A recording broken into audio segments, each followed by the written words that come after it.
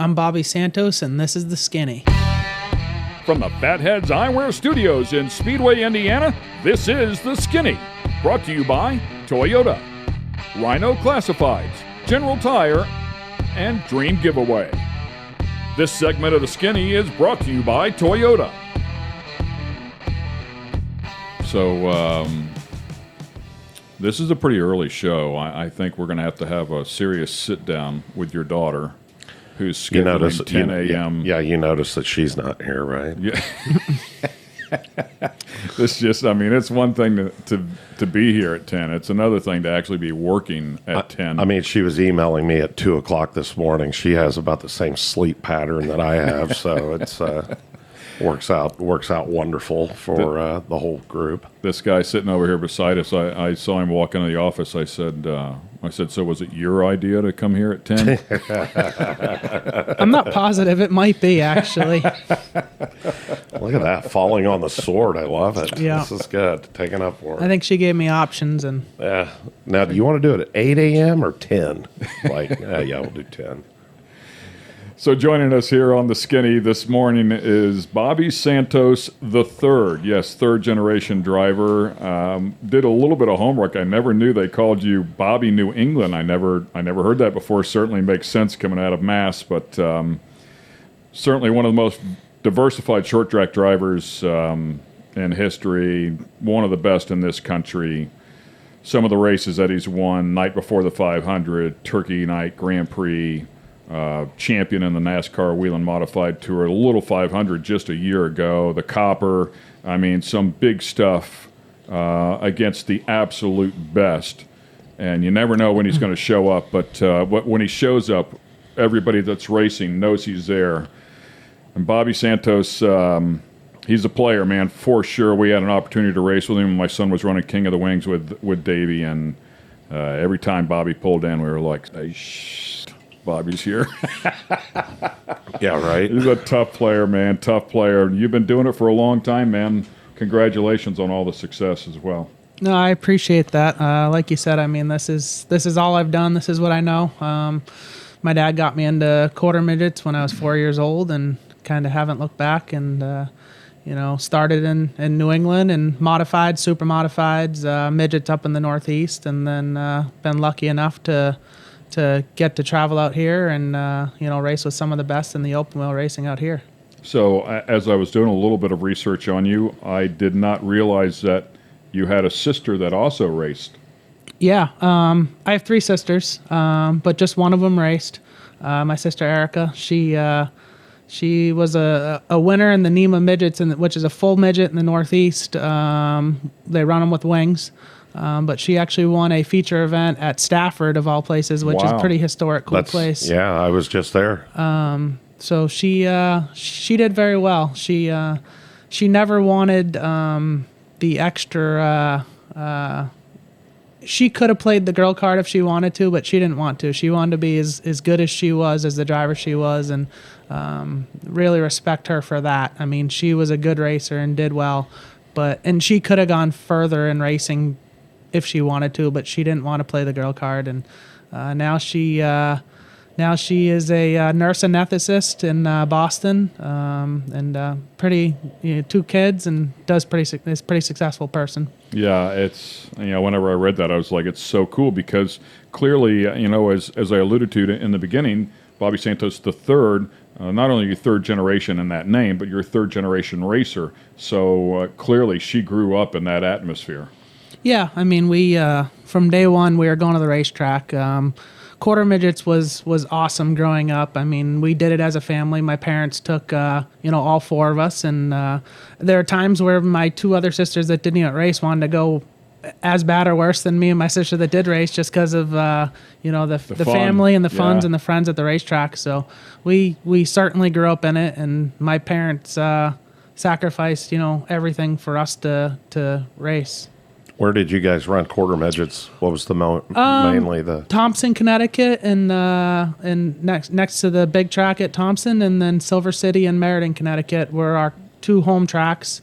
And then as we got better at it, we started doing a little bit of the traveling and going to the grands everywhere.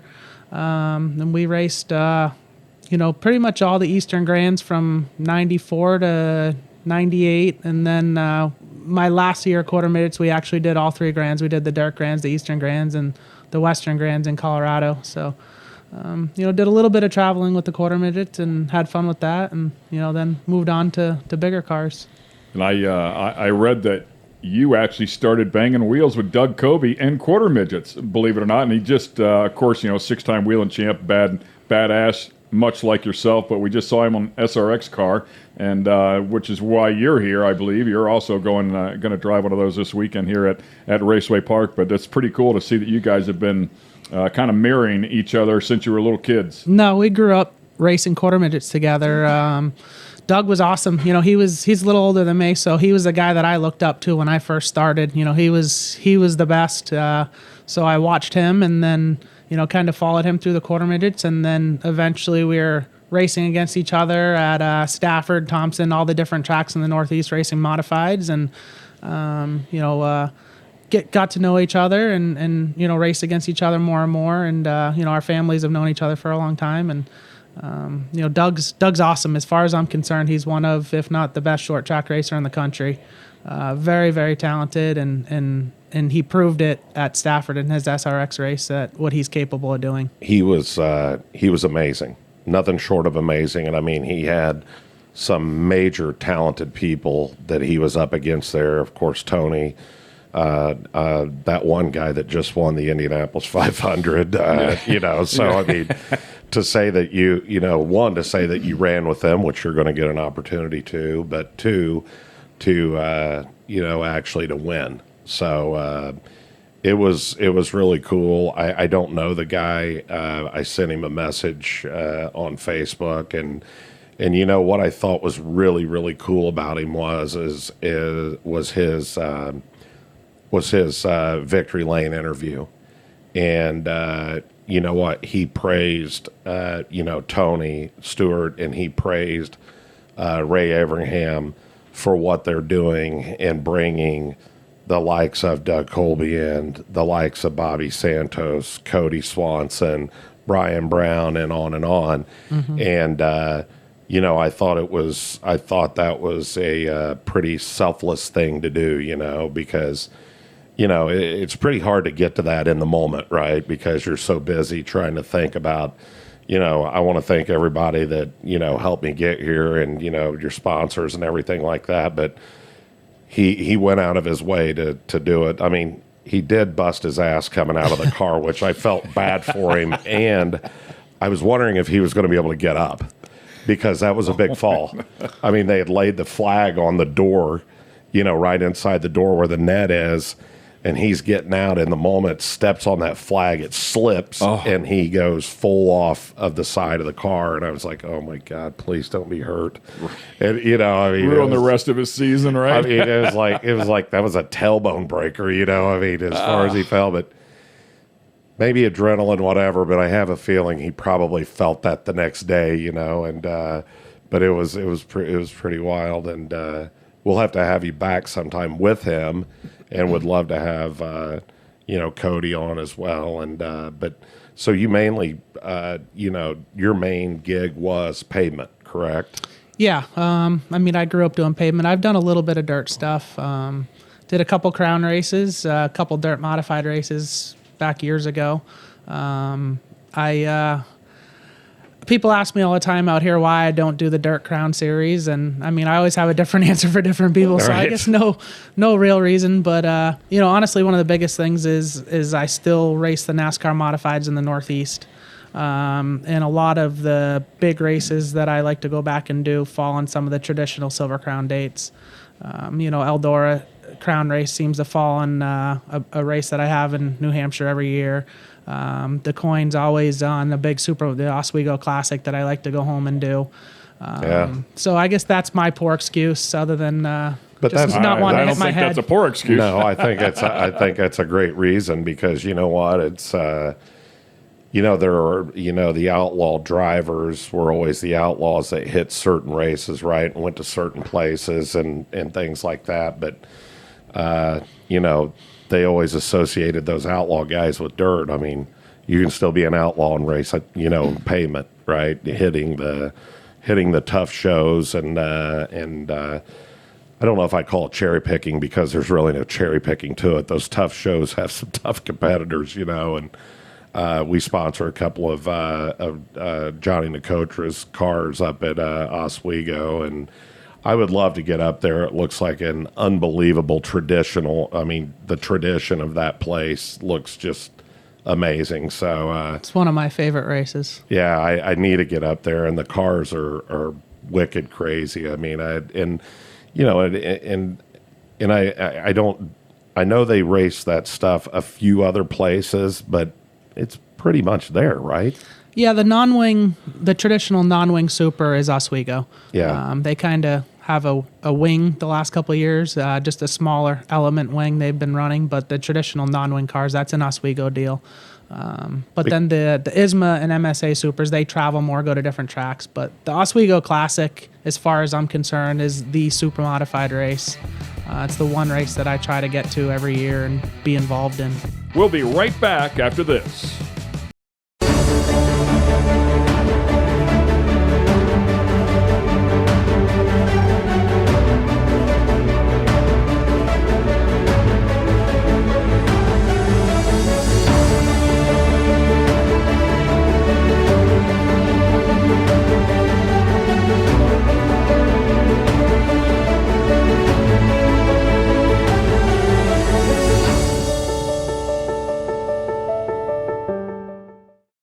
This segment of The Skinny is brought to you by Dream Giveaway. Dream Giveaway has been giving away high-end American muscle cars to raise money for charity since 2007. Dream Giveaway is known for giving away classic and new muscle and paying the federal taxes so the winners don't have to. For $25, you can jump in the game, and part of that goes to charity. You'll have a chance at winning some of the coolest cars on the planet. Check it out at dreamgiveaway.com.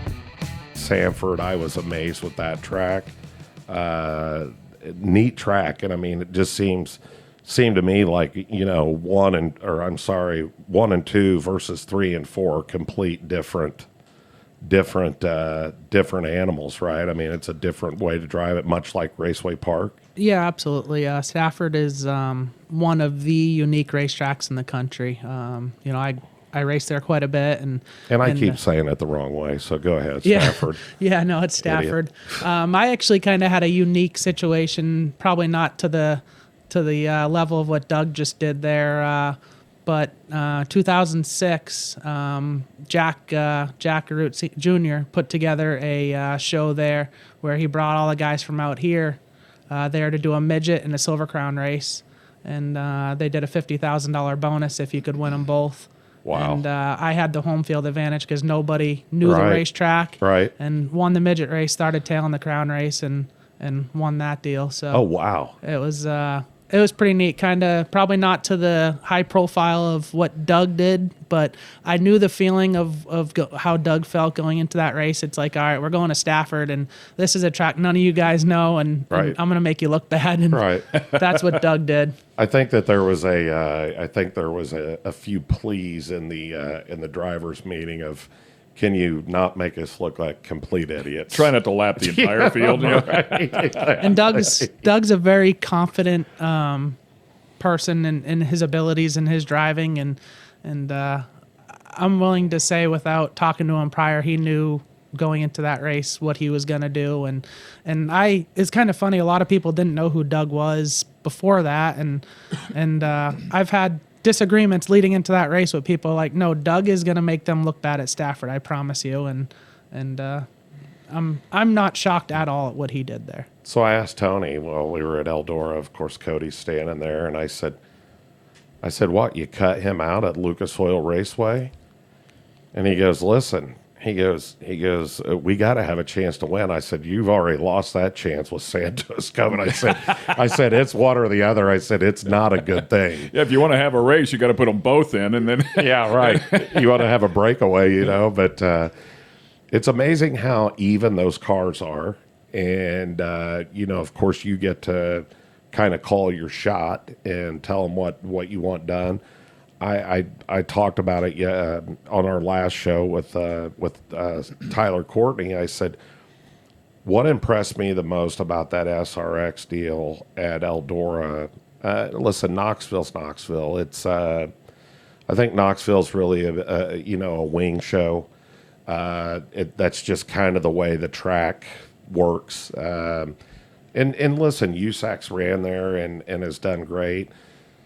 The truck show there, I hope it's great for them. We sponsor Knoxville Raceway, but watching the SRX guys at Eldora was amazing, and they were absolutely hauling ass. And I mean, watching Marco Andretti, I was confused because, to start out, you have 4 cars that are practice cars.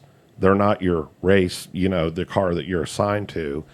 And then at the end of practice, everybody takes your car out and, shakes it down and tries to get a feel for it.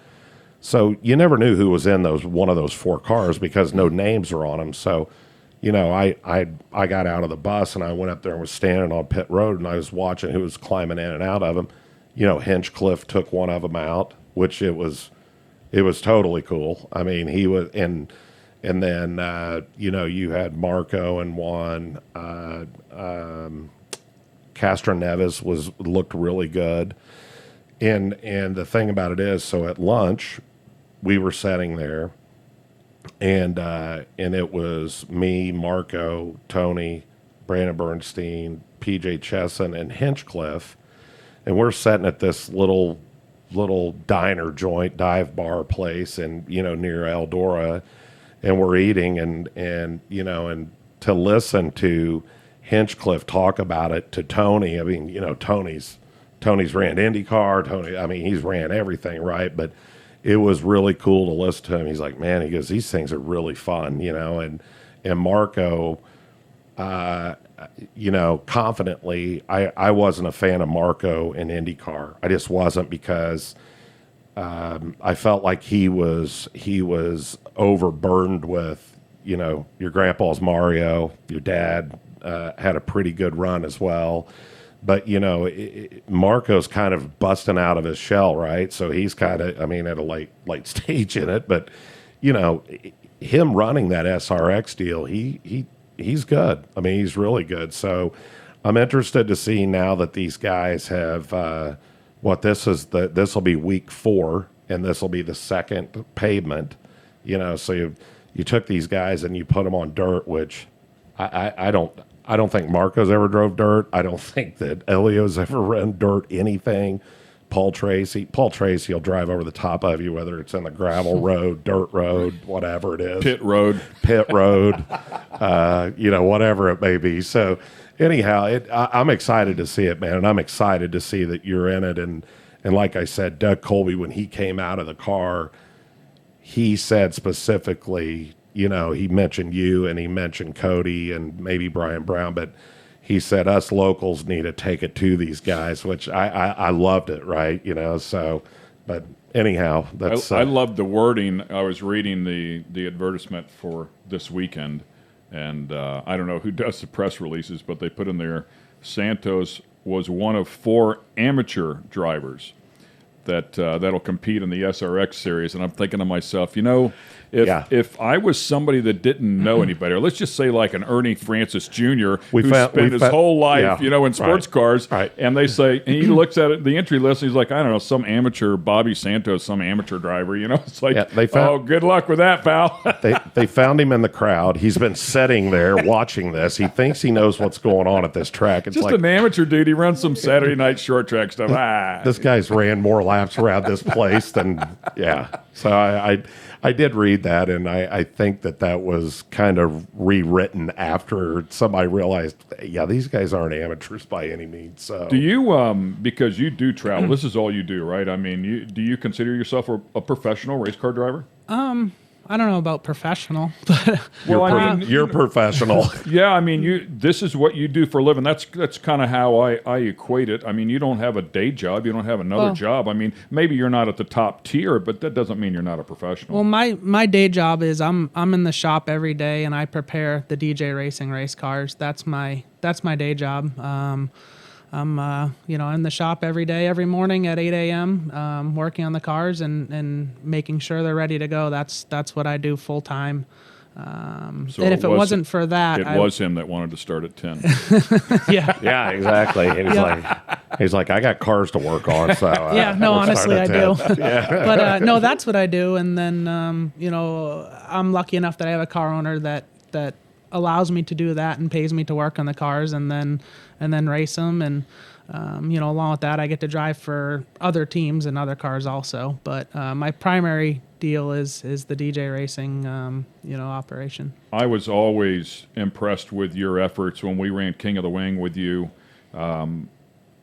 You would show up, and I forget the owner's name. What Dick. was Yep. Dick? Yeah. Yep. He who's quite the story in his own right. I believe an Olympian. Wasn't he an Olympic tennis player or something? Or a professional tennis player? He did play tennis, but no, he is a chemical engineer. Okay. So a little different, but he did like tennis and played and followed tennis. And Yeah, I thought he was really good, like a high level tennis player. I mean, compared to us, during some conversation that we had with him, I think Robert was talking with him one day, and he told him he made it pretty far up. But okay, I'll have to ask him. I always loved the fact that he would drive the truck, and I don't remember how old he was at the time, but he was certainly no spring chicken. But he loved to drive the truck, and it was a dually with a single car trailer.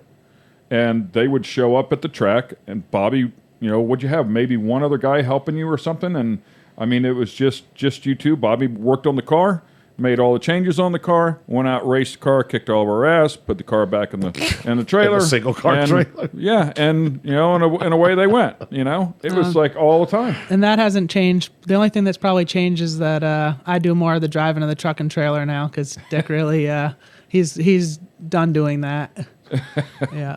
Yeah, always impressed, but it certainly makes sense. You like you say, you prepping the cars for those guys as a day job. But it's hard to blame anybody when you do that. No, I tell people that all the time. I can't blame anybody but myself when we don't do well. I think Cody does a lot of helping with prepping, right, as well on a lot of the stuff that he usually runs. My understanding is he's obviously extremely knowledgeable with the setup side of the race cars and is involved in in the setups that get put under him. You can't be, in my opinion, at this level of racing what we do, you can't be one of, if not the best at it, if you don't have knowledge of the cars. It's just not. The guys that don't have the knowledge of the cars, as far as I'm concerned, they're behind myself and Cody and other people like that. I think that shows. So part of the reason I brought up that last subject, the reason it was so impressive is, and I know you still do this to some degree, but when we were running King of the Wing series, we had 3 different races on the same weekend, 3 different locations. So we'd race somewhere on Friday night, Saturday night, Sunday night, or Thursday, Friday, Saturday, whatever the case may be. So you've got a single guy over here basically working on his own stuff, race the car, put it back on the trailer, and then we took off to the next racetrack next morning doing the same thing. So it's a brutal schedule, and we were just talking before the show started. Before you were up at Wisconsin, and those guys are going to run at Wisconsin. Unfortunately, you got rained out, but then they were going to hoof it over and run Eldora the next night. And I mean, it's still very, very busy schedule. And you said you're running wide open. No, racing's it's not easy. It's definitely a grind. And like I said, if you're working on them and driving, it's a grind. And then the guys that even the guys that just drive but they race 100 times a year. I mean, it's no matter what you do, if on your extent of it, racing's it's a tough sport. It's a lot of work, and people don't see everything that goes into it behind the scenes. How many times will you run this year? I'll probably race 25, 30 times this year, which for me personally is pretty busy because of the the side of it where I have to prepare the cars. Sure, absolutely. Well, I got to tell you, whenever I would see your name on the entry list, wherever Cody would be running. I'm like, okay, who is it? Who's going to win this? You know what I mean? And that's not taking anything away from anybody else by any means, but you guys are tough, and it's one or the other. And I mean, how somebody can run the little 500. I'm telling you, I mean, mentally, physically. I mean, Schrader, how old Schrader? What did he say? 66, 67 or something like that? Yeah, so we interviewed him right before he ran, and it was pretty funny. I mean, it was pretty funny. He's like, we asked him, and I've told many people this. We said, what is it that drives you at this age? He goes, or ever, what is it that drove you? He goes, I was afraid I'd wake up Monday morning and have to find a job. A real job. A real job, yeah, a real job. And I'm like, well, you know what? That's probably pretty good way of putting it. And so when we're standing at SRX at Eldora, I'm standing there talking to him on pit road, and he's helping get the cars where they need to be, and and so forth, and has had a big part in that, in testing those cars. I heard one of those guys say that he drives every single car to make sure they're all as close as they can be. I mean, you couldn't have a better guy, right? Yeah, oh, absolutely, and it's hilarious. He's like, he said, well, I landed me a Silver Crown ride for DeCoin and Springfield. I said, that's pretty cool. I said, who are you driving for? And he mentioned who it was, and I can't remember, and he said, after I told him that I would do it, he said, well, you said you would do it, but we haven't talked about money. He goes, yeah, I'm not really worried about that. So, it's like with the winnings and this and that. And, but he said, and Ann, his wife, which is equally as funny and crazy, is she walked away and was talking to somebody else standing there by us. And he said, yeah, and think of it, she still thinks this is a job that I'm working. That's like, oh, that's pretty good. I like that a lot. So we're going to take a quick break here. We'll be back on the other side with Bobby Santos having some fun here on a Thursday morning. Stay with us.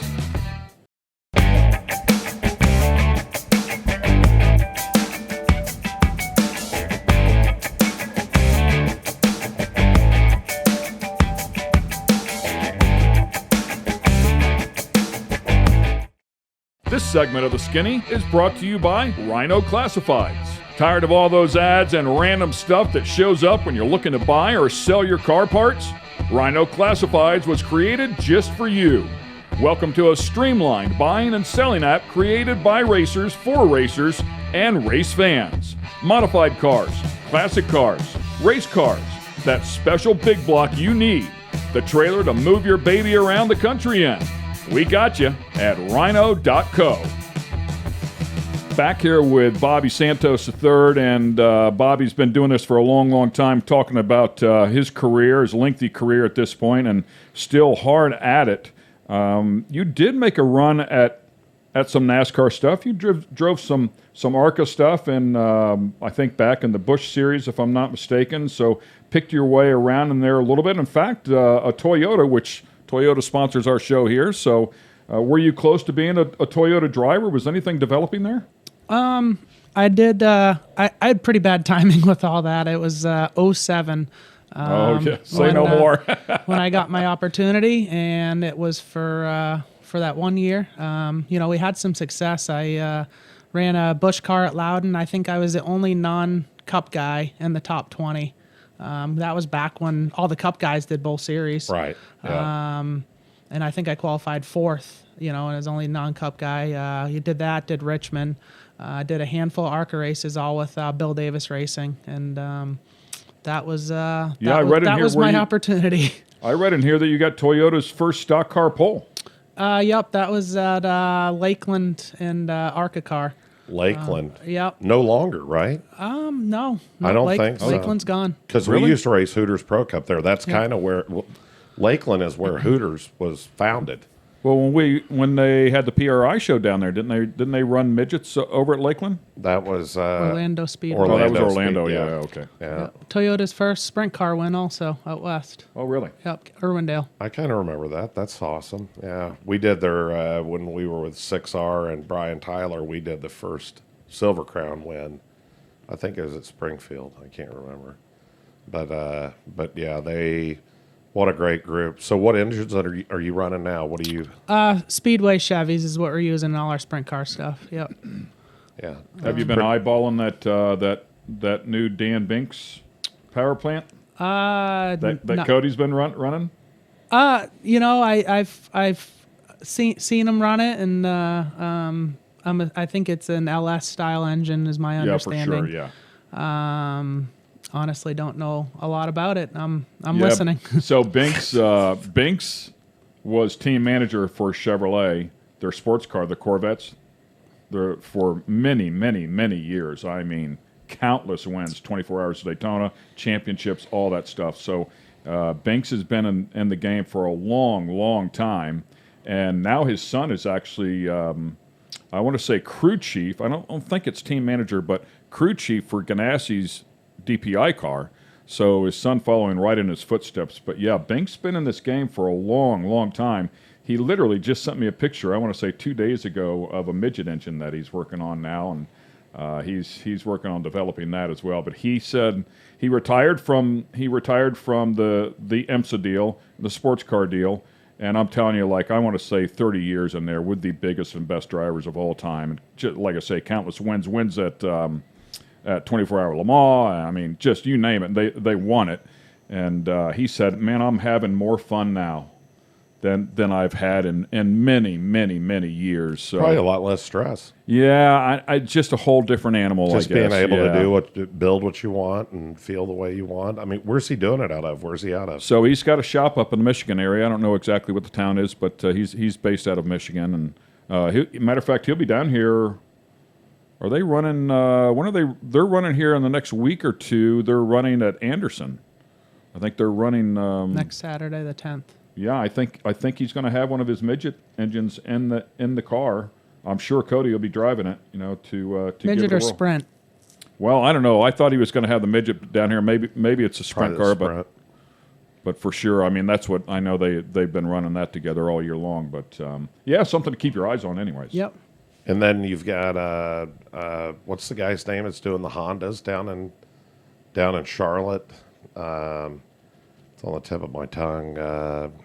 Starts with a B, but anyhow, he I guess he used to be the engine guy for Gibbs for his Supercross team or motocross team, and ran it with Coy Gibbs, and when they kind of shut that down, Bundy's his name, and when they shut that down, I think his kid wanted to start running a little bit, but starting to see some success with those Honda engines. And listen, I love it. I wish that we would find more engine manufacturers, and and then where we could get the engine manufacturers throwing in more money to help the drivers, and start, in the same way with IndyCar. I mean, it's IndyCar Cup teams. I mean, you get these big corporations in there where they get their super engineers involved and start working on this. I mean, I'm excited to see the Toyota 410 once it all gets sorted out and going, and really couldn't see anybody else that deserves one of the Toyota 410s other than this guy sitting here. So does Speedway? I think Speedway does Toyota's motors, right? Speedway is doing that, and Ryder's doing it. So there's two people that are building the 410 side. Speedway does a majority of... Yeah, we're certainly not trying to sway you from Speedway, by the way. I mean, no. The record there stands for itself, man. Those guys are pretty solid. And I mean, Rick Long, for the most part, does all of their stuff. I mean, from what Silver Crown engines are left, which I don't think there's very many of those anymore, to, of course, the midget stuff, which I think maybe Stanton does some of those too, the Toyotas, or maybe he doesn't now. But anyhow, I mean, it's... Rick has done the right things, and hell, back in the day, it was all Ed Pink. Ed Pink was everything to do with Toyota, so on that side of it. So, but yeah, I mean, I love watching these guys run. I wish we would get a little more of a pavement presence going again, which in a couple of meetings that I've been in, that's definitely a conversation that's being had. I just wish they would get some more of that going, because I think you can use both. I think you need both, and it's hard to. I mean, I'm good friends with Doug Coletta, of course. I've known him for a long, long time, and you know, when he raced out here, he was an absolute animal, and you know, you had the likes of him, Tony Stewart, you know, Irwin, and all these guys running, and I told somebody at the drag strip the other day, I said, listen, he could have went and drove anything.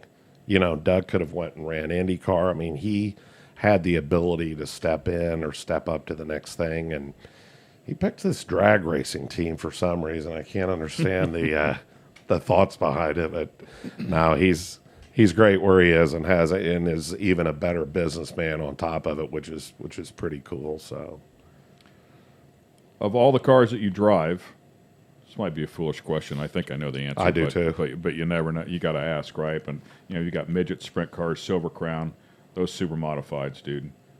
Is there a preference? Typically, it's whatever I'm doing well in. Is what I That's like my the favorite most. car of the day. Yeah. But good answer. Love it. my favorite that we used to do and I miss doing, and back to kind of what you said a minute ago about pavement, was racing midgets on the mile. I think that was the most fun I ever had in race cars, is racing the my midgets on God. the miles. It Wow. was crazy, but the racing was so much fun. Look like slot cars. Yeah. I mean, jamming. Yeah. No, that was something I enjoyed a lot. But So you know, no fear at all of the small cars going 160 miles an hour. I wouldn't say there's no fear, but that was just something that I felt I did well at and I enjoyed. We'll be right back after this.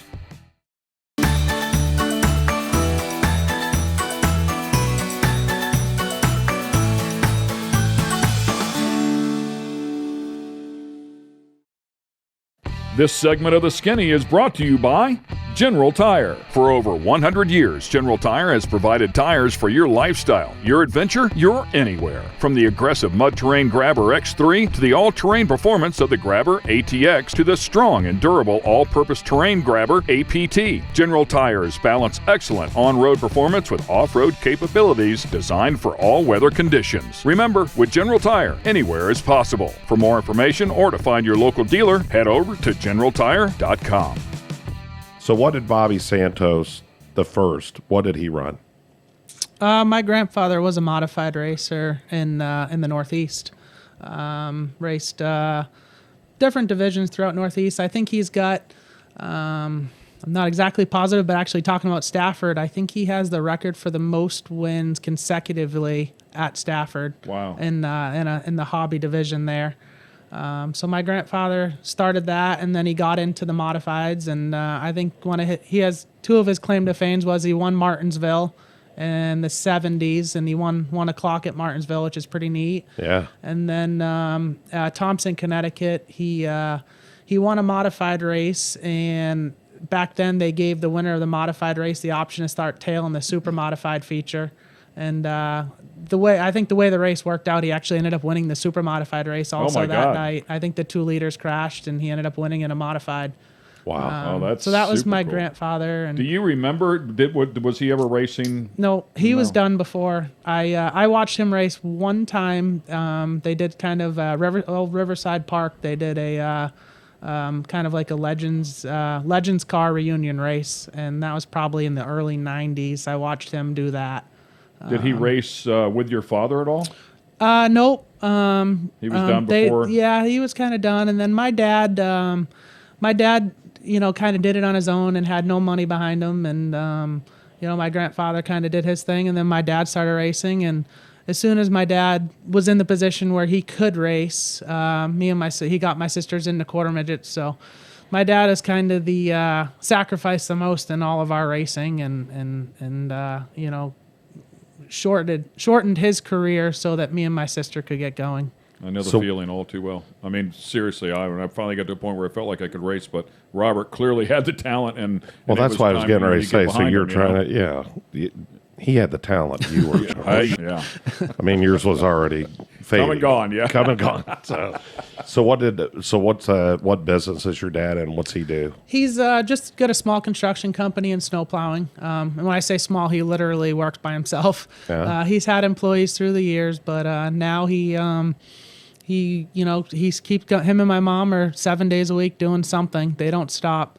And they just do enough so that they live in Massachusetts and they fly out here and rarely ever miss any of my races. And awesome. That's actually, if it wasn't for my dad, I take care of the cars myself, prepare them, get to the track myself. But when I'm at the racetrack, my dad is my best person. I mean, he takes care of the tires and everything that I need, with adjustments and stuff. We work together on it. And seems like he knows what he's doing from your success. So no, if I didn't have my dad, I would really struggle. So he's just he loves it now because when I first started coming out here and racing, he owned the cars and I drove for him, and it was hard for a family team to do that and traveling from Massachusetts. And now that I'm lucky enough that I have a car owner that Dick that enjoys it and DJ racing and can afford to do it with us, and my dad loves it that he just has to get himself to the racetrack and help and be involved.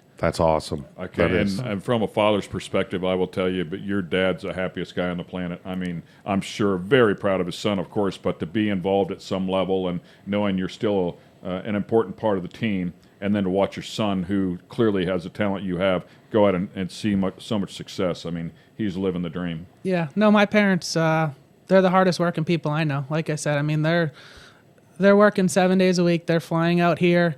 We're racing, and then they're turning around, getting off the plane Sunday at 9 a.m. and they're going to work. They're not going home to sleep. Like, they go straight home and they're cleaning something or doing something. It's Thursday morning here now as we're doing the show. When you leave here today, what's your plans? What are you doing? I'm going straight back to the shop to continue to get my sprint car ready for Anderson. Not to come across weird, but this weekend's SRX race, midget race, easy is not the right word, but I just have to show up with a driver bag for that deal. Nice, huh? The midget, I'm just a driver on that program. And when you say head to the shop from here, everybody thinks you live in Massachusetts. So what shop are you referring to? I live in Fishers. I've been in Indy for probably 10 years or so now. Our shop's here in Brownsburg. We got 3 sprint cars, 1 crown car that I take care of, and just back to work, trying to keep up with get my cars prepared. The rest of the day today and tomorrow, and looking forward to going out as just a driver Saturday night at IRP. So this is what it's like to show up with a helmet and a fire suit. Yeah. Yep. Yeah. And do you when you get ready, do you change in that luxurious bathroom there at the infield? I usually just do it right at my pit stall. Strip it down, man. Make it happen, dude. Dude, that bathroom. I was like, hey, when are we thinking about fixing this? I was talking to Casey the other day. Oh, we're working on it. I was like, that bathroom has looked like that for at least 25 years that I can remember. Yeah. It made the old school ones at the Indianapolis Motor Speedway look classy. Yeah. It made the troughs look classy back in the day. What you're offering at that race in August here, and what Casey's done with IRP for pavement racing, it's just unbelievable. And I know I greatly appreciate it because it's the form of racing I do, and we're nervous, how much longer it's going to go around. I mean, we're in dirt country around here. Well, this is only going to get better, and this is this year. And thank you for saying that. I appreciate it. And it's my, yes, it is by all means. It's it's marketing for our company, but we can market anywhere, right? There's not like a bunch of eyewear companies in the racing business. Oakley used to be pretty involved in it. Wiley X is to a certain extent still, but we it's a great fan. It's a great program. We will have we try to take our merchandise trailer to most of these events to sell our wares, if you will. And but the cool part of it is, I made the deal with Casey. I said, here's the deal. I said, I'll do this with you. I said, and I've dealt with a lot of folks out at Raceway Park, at Lucas Oil Raceway Park. So they are owned by the NHRA, so they have some tendency to forget about that round paved area that's on the other side that is awesome. But I have taken more involvement in it with him. I love Raceway Park. I mean, it's right up the street from our shop here.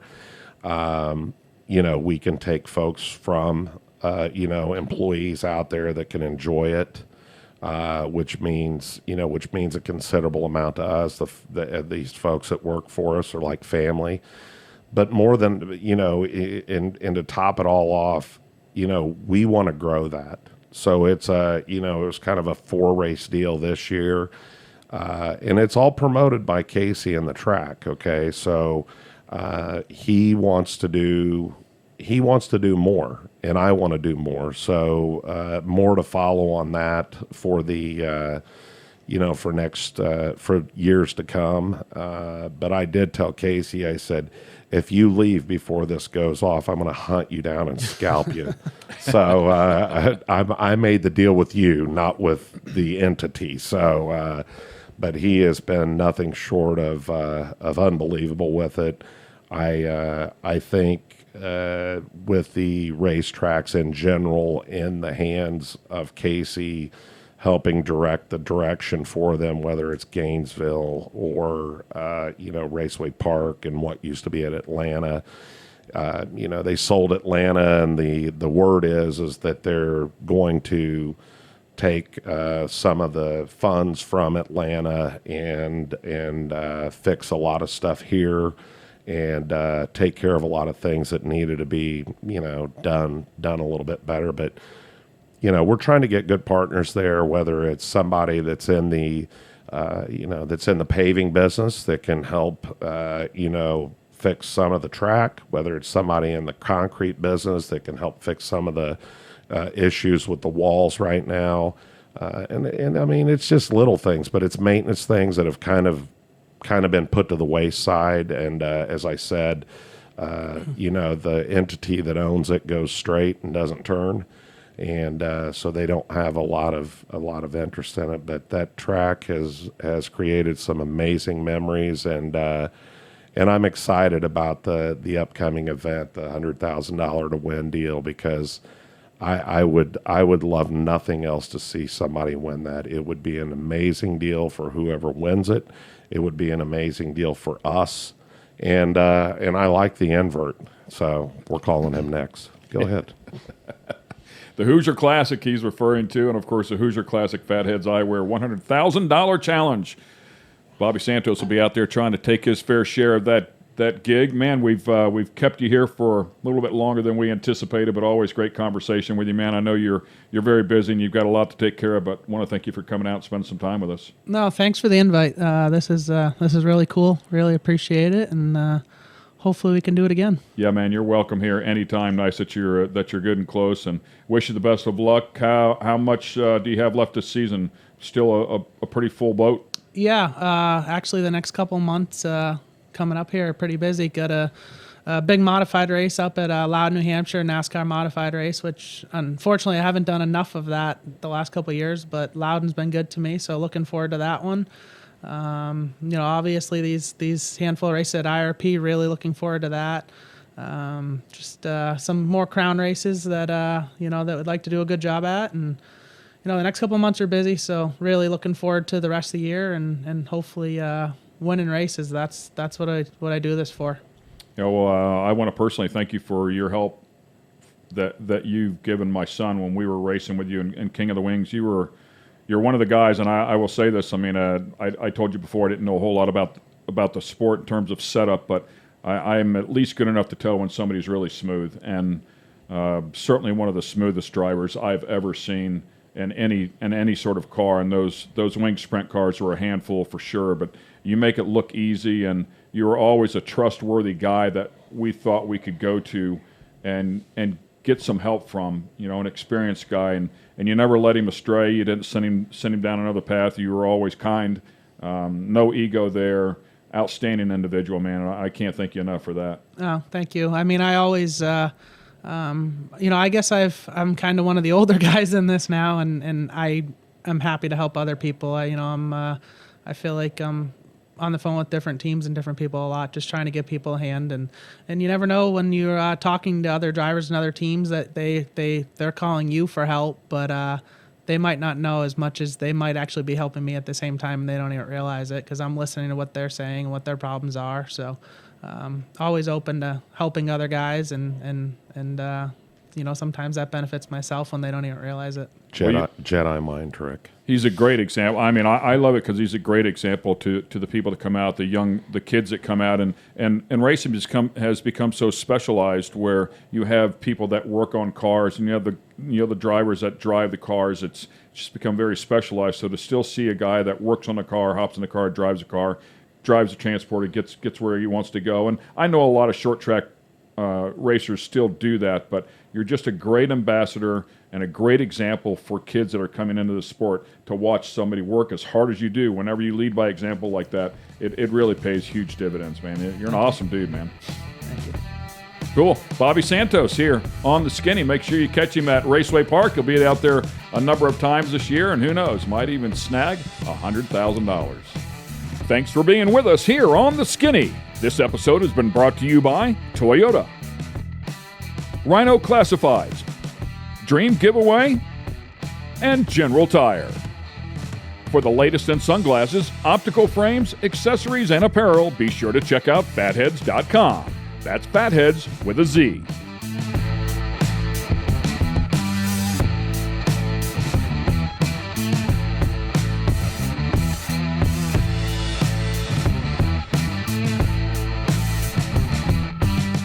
Production facilities provided by Fatheads Eyewear Studios. All rights reserved.